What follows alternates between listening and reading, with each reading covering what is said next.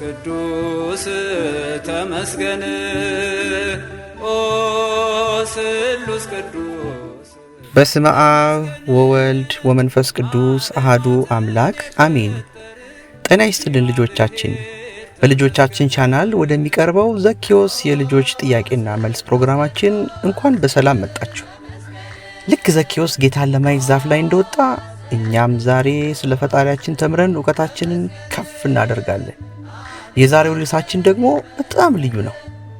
የምንማረው ስለ ምስጢረ ሥላሴ ማለትም ስለ አምላካችን አንድነትና ሦስትነት ይሆናል። 15 ቀላልና አጫጭር ጥያቄዎች አሉን። 3 ምርጫዎች እያንዳንዳቸው አላቸው።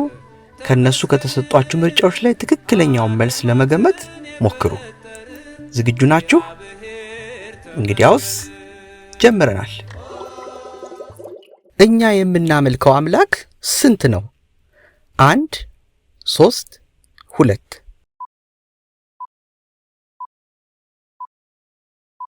አንድ ካላችሁ ትክክል ናችሁ። ቅድስት ሥላሴ በስም በአካል በግብር ስንት ናቸው? 1 ናቸው? 3 ናቸው? ወይንስ 4 ናቸው? 3 ናቸው ካላችሁ በትክክል መልሳችኋል። የቅድስት ሥላሴ ስሞች ማንና ማን ናቸው? ገብርኤል፣ ሚካኤልና ሩፋኤል፣ አብርሃም፣ ይስሐቅና ያዕቆብ ወይንስ አብ፣ ወልድና መንፈስ ቅዱስ?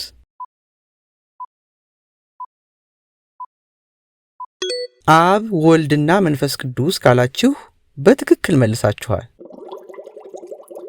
ሥላሴ የሚለው ቃል ትርጉሙ ምን ማለት ነው? ፈጣሪ፣ ሦስትነት ወይንስ ጌታ?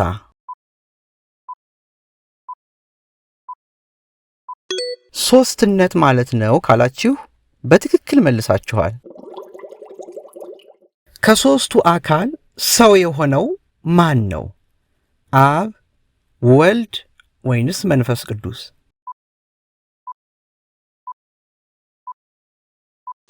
ወልድ ወይም ወልደ እግዚአብሔር ነው ካላችሁ በትክክል መልሳችኋል።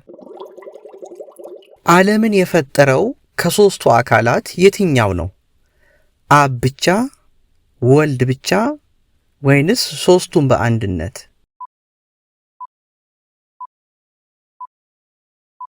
ሦስቱም በአንድነት ካላችሁ በትክክል መልሳችኋል። አብ፣ ወልድ፣ መንፈስ ቅዱስ በምን ይተካከላሉ ወይም አንድ ይሆናሉ? በስልጣን፣ በመለኮት ወይንስ ሁሉም መልስ ናቸው?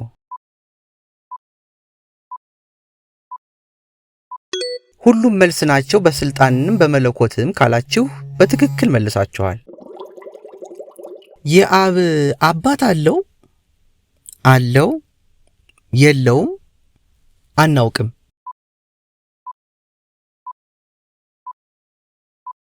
የለውም ካላችሁ ትክክል ናችሁ።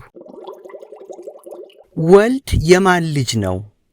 የመላእክት፣ የአብ ወይንስ የቅዱሳን?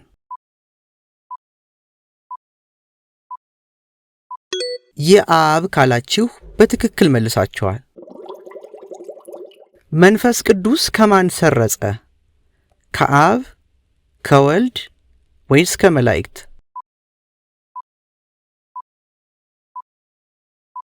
ከአብ ካላችሁ ትክክል ናችሁ። በጸሎት ሃይማኖታችን ከአብ የሰረጸ እንደምንል መቼም ታስታውሳላችሁ። ቅድስት ሥላሴ በአብርሃም ቤት በምን አምሳል ተገለጡ? በ3 መላእክት፣ በ3 ሰዎች ወይንስ በ3 ርግቦች?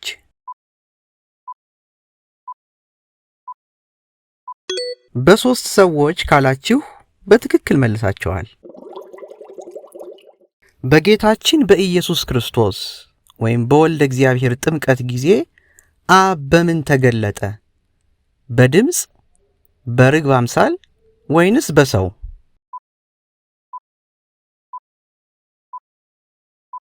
በድምፅ ካላችሁ ትክክለኛውን መልስ አግኝታችኋል።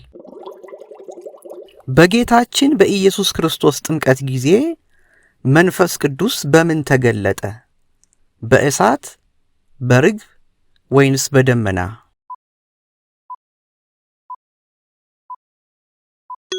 በርግብ አምሳል ካላችሁ ትክክል መልሳችኋል።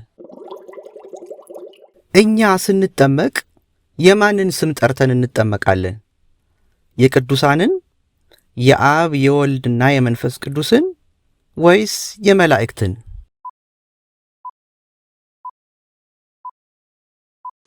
የአብ የወልድና የመንፈስ ቅዱስን ወይም የሥላሴን ስም ጠርተን እንጠመቃለን ካላችሁ ትክክል ናችሁ። አሃዱ አብ ቅዱስ፣ አሃዱ ወልድ ቅዱስ፣ አሃዱ ውእቱ መንፈስ ቅዱስ የሚለው ጸሎት መቼ ይባላል? በቅዳሴ ጊዜ፣ በሰርግ ጊዜ ወይንስ ምግብ ከተመገብን በኋላ?